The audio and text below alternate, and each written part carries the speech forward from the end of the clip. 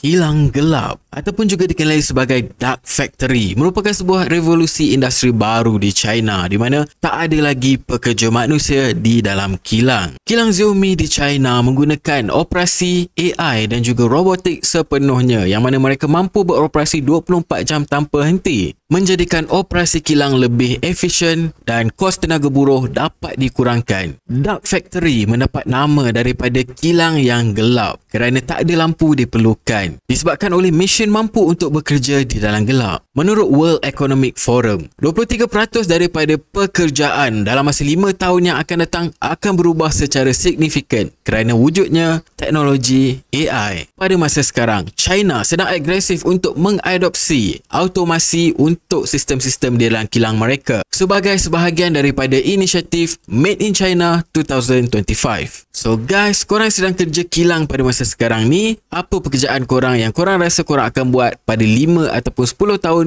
akan datang?